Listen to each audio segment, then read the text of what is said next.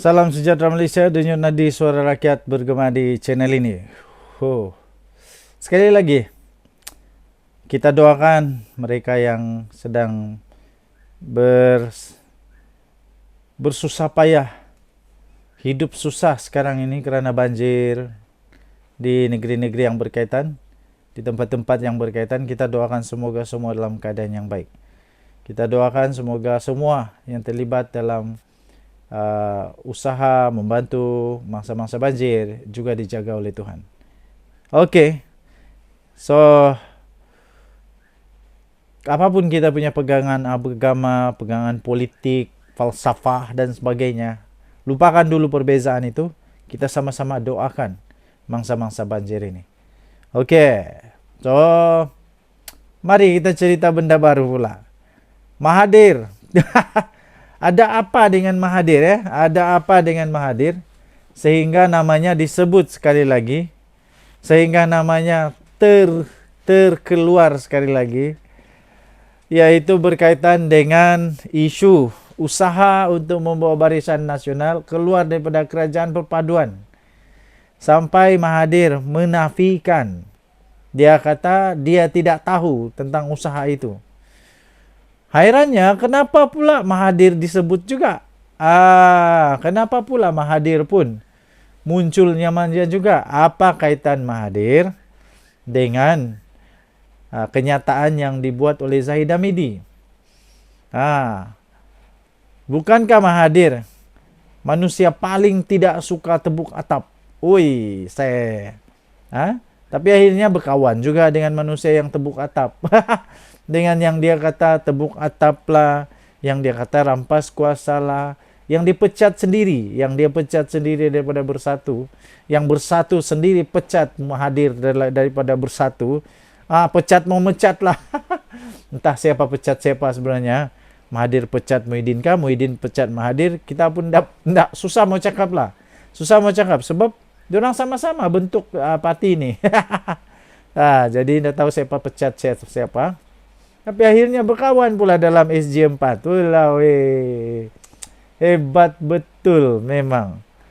Jadi apa kena mengena Mahathir? Mahathir bilang saya tidak tahu. Dapatlah kalau dia tidak tahu tidak apa. Tapi ada peribahasa bilang apa? Tak akan pokok bergoyang kalau tiada angin bertiup. Tapi sekarang ada banyak walaupun di bawah pokok mengasih goyang tu. Pokok memang dia bergoyang jugalah. Jadi sebenarnya apa ini sebenarnya terjadi ni? Apa tujuan dikasih keluar cerita begini ni? Apa kepentingan? Apa dapat faedah dengan hanya cerita kononnya BN dipujuk keluar daripada kerajaan madani, kerajaan perpaduan ni? Apa faedah yang dapat daripada ini? Saya pun dah faham apa faedah dia. Jadi bagi anda yang champion, yang pandai, yang penganalisis ke apakah, cuba dulu cerita konon.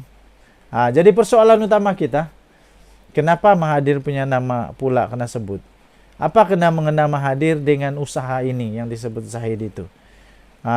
Sebab kalaupun ada, perlu orang yang betul-betul geliga otaknya lah untuk bagaimana dapat memujuk Zahid, memujuk BN, memujuk semua MP UMNO.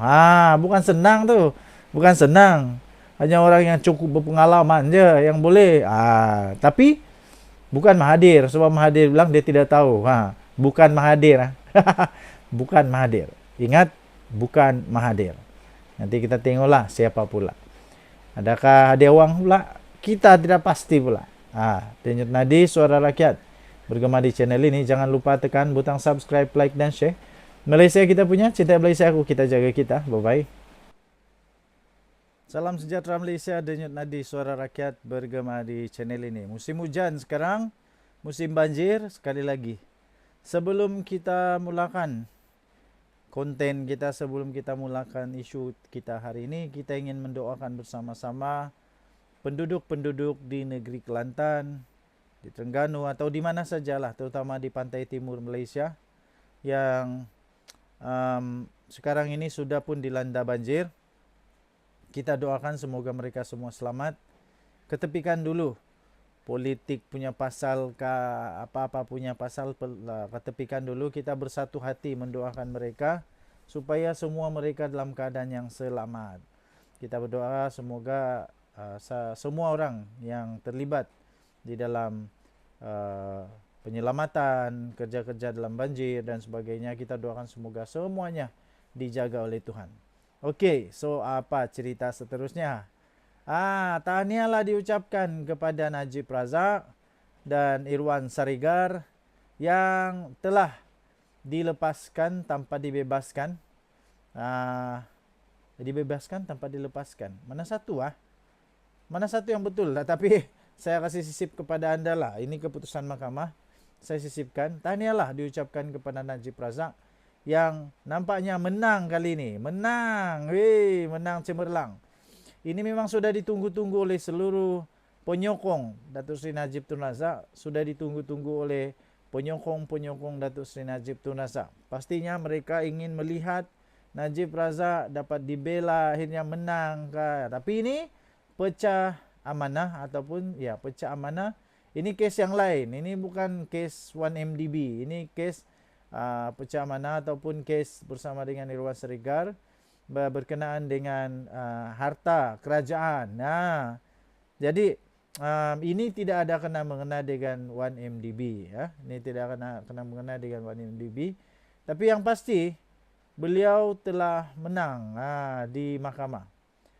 Jadi saya fikir ini akan membawa satu semangat baru. Satu semangat baru kepada UMNO terutamanya. Satu semangat baru untuk siapa? Rosma Mansur. Rosma Mansur. Satu semangat baru untuk anak-anak Najib Razak juga untuk terus mendoakan semoga Najib menang pada kes-kes yang lain. Walaupun begitu, mau tidak mau, kita harus terima kenyataan bahawa Datuk Seri Najib Tun Razak memang sudah pun menjadi banduan. Banduan kehormatan, begitukah?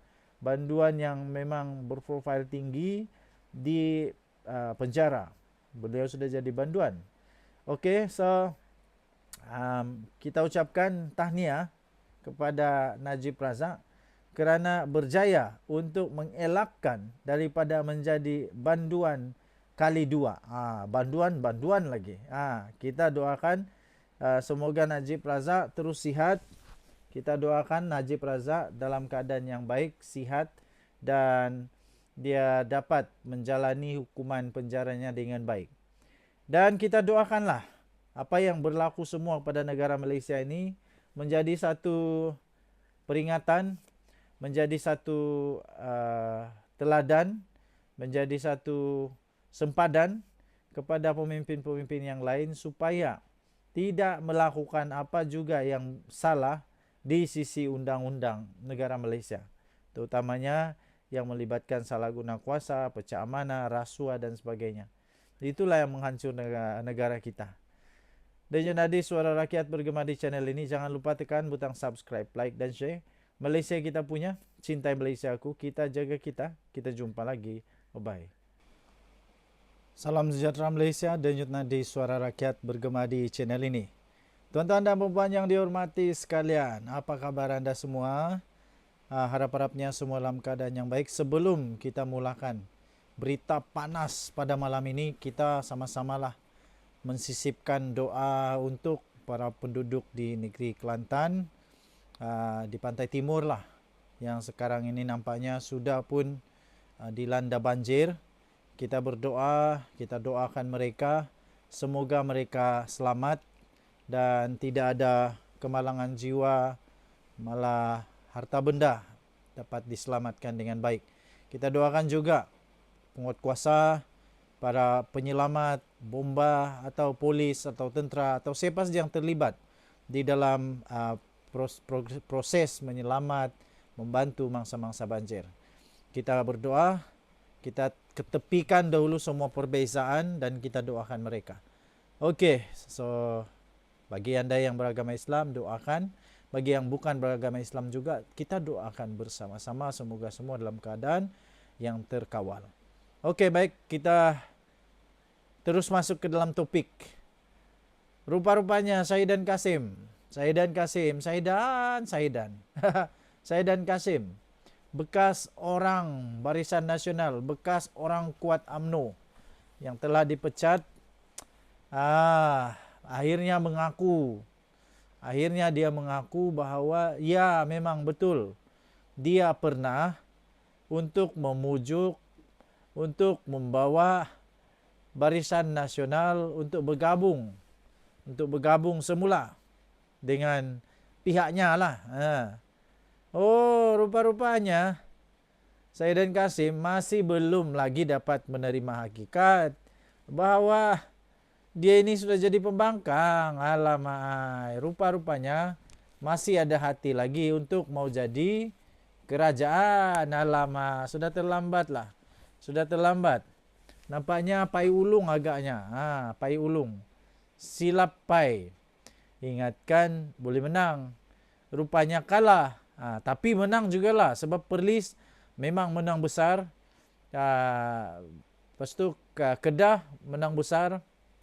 Kelantan, Terengganu menang besar. Langsung tidak ada cabaran di tempat-tempat negeri ini. Tetapi nampaknya Saidan Kasim masih lagi terniang-niang keindahan kenikmatan menjadi kerajaan.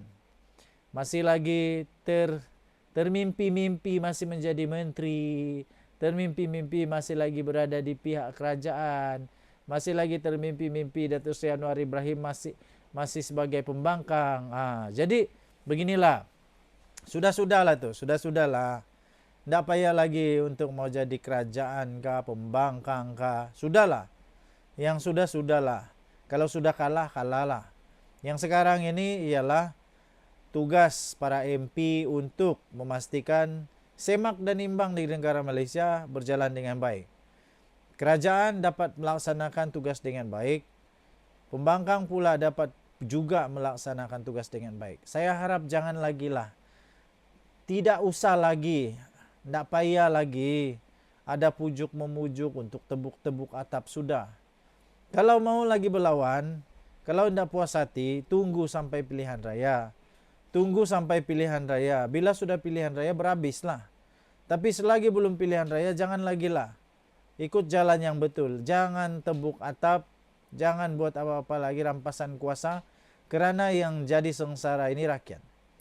Okey, tinggalkan komen anda. Denyut nadi suara rakyat bergema di channel ini. Jangan lupa tekan butang subscribe, like dan share. Bye-bye.